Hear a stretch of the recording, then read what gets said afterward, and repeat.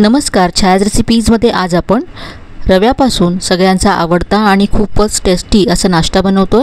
यासाठी ते मी 1 कप रवा घेतला आहे, मिक्सरच्या भांड्यामध्ये घालायचा आहे आणि अगदी बारीक असा वाटून घ्यायचा आहे। तर इथे पाहू शकता मी 2 ते 3 वेळा मिक्सरला फिरवून घेतला, रवा बारीक झाला आहे। हाताला किंचित रवा लागतोय असा आपल्याला बारीक करून घ्यायचा आहे। एका बाउलमध्ये काढून घेऊया। आता यामध्ये 2 चमचे तांदळाचं पीठ घालायचं आहे। 2 टेबलस्पून इतकं तांदळाचं पीठ घेतलं आहे। यानंतर 2 चमचे गव्हाचं पीठ घालायचं आहे।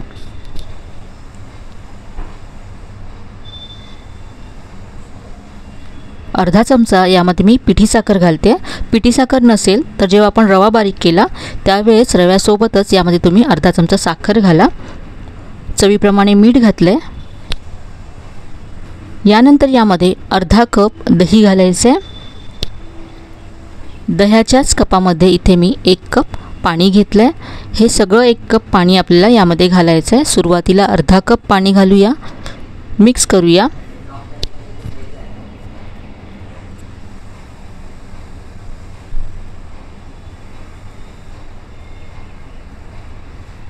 इथे सगळं 1 कप पाणी मी घातलंय।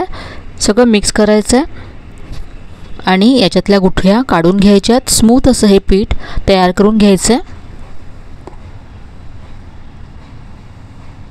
तर आज आपण इन्स्टंट मैसूर मसाला डोसा बनवतोय।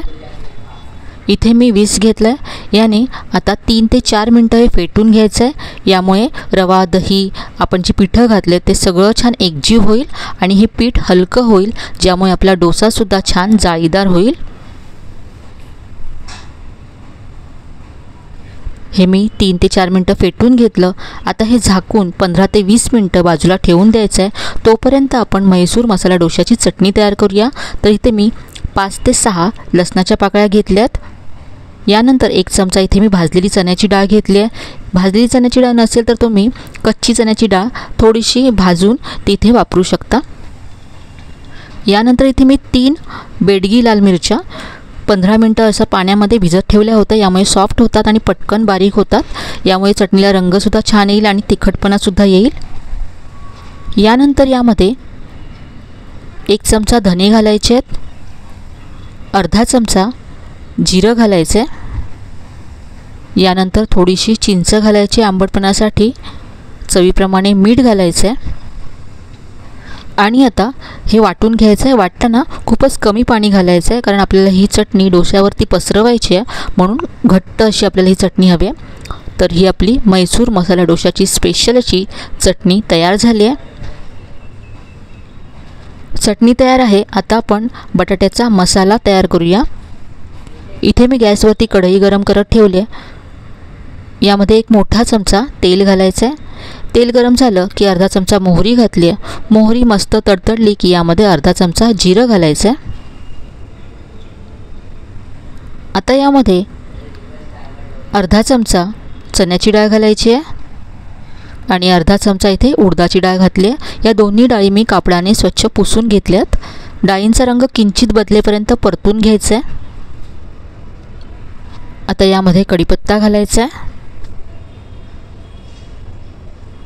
किसलेलं आलं घातलं आहे, परतून घेऊया हे। याबरोबर यामध्ये इथे मी बारीक चिरलेली हिरवी मिरची घातली आहे।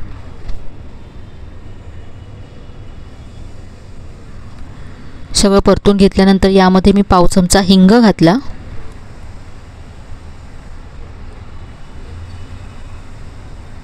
आता यामध्ये कांदा घालायचा आहे। या भाजीमध्ये थोडासा जास्त कांदा घातला जातो, म्हणून मी इथे 1 मोठ्या आकाराचा कांदा घेतला आहे। असा उभा चिरून घेतला आणि अशा याच्या सगळ्या पाकळ्या मोकळ्या करून घेतल्यात।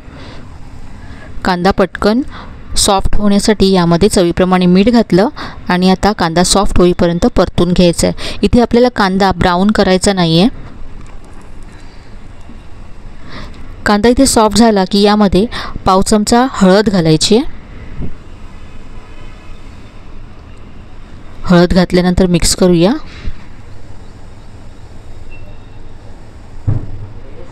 इथे आता मी 3 मोठ्या आकाराचे बटाटे शिजवून सोलून असे कुस्करून ठेवले होते ते घालायचे आहेत आणि आता हे सगळं छान परतून घ्यायचं आहे। तर हा मसाला आपण जितका छान परतून घेऊ तितकी छान चव येईल त्याला आणि आपला मसाला टेस्टी होईल। तर 3 ते 4 मिनटं हा मसाला मी छान परतून घेतला आहे।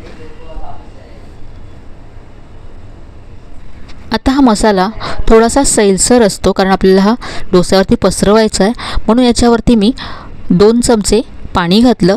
सगळं मिक्स करून घेऊया। तर हा मस्त असा आपला मसाला डोस्याचा मसाला किंवा बटाट्याची भाजी तयार झाली आहे। वरून बारीक चिरलेली कोथिंबीर घालायची आहे, मिक्स करूया आणि आता गॅस बंद करायचा आहे। तर हा मसाला तयार आहे। आता आपण डोश्याचं पीठ जे आपण झाकून ठेवलं होतं ते पाहूया। तर 15 ते 20 मिनिटांनंतर रवा छान फुलला आहे आणि याने यातलं पाणी ॲब्झॉर्ब केलं, त्यामुळे हे घट्ट झालं आहे। यामध्ये आता आपल्याला पाणी घालावं लागेल। तर इथे मी आणखी 1 कप पाणी घेतलं आहे,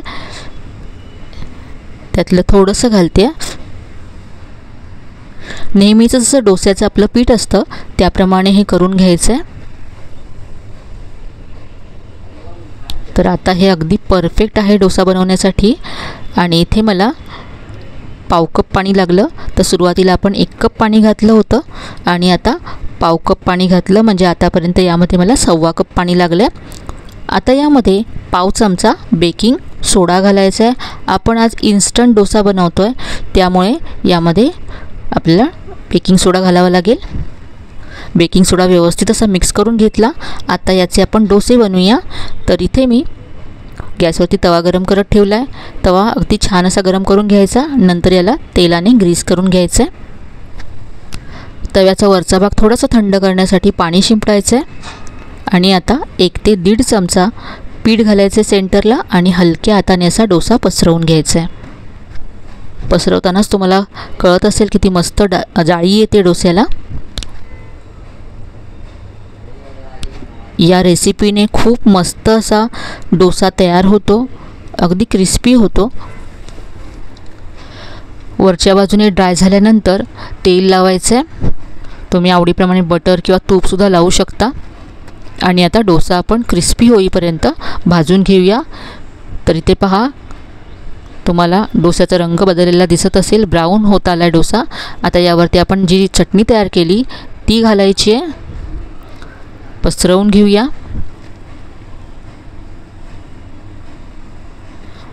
यावरती बटाट्याचा मसाला घालायचा आहे,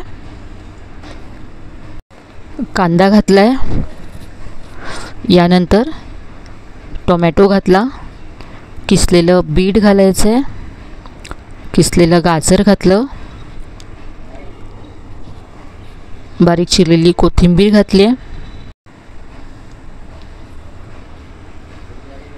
यावरती थोडंसं बटर किंवा तूप घालायचं आहे आणि हा मसाला मिक्स करून घ्यायचा आहे।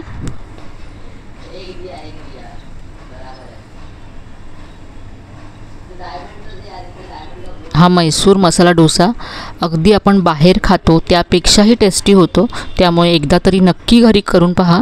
अगदी परफेक्ट अशी ही डोस्याची रेसिपी आहे। आता आपण डोसा फोल्ड करूया। तर हा आपला मैसूर मसाला डोसा तयार झाला आहे।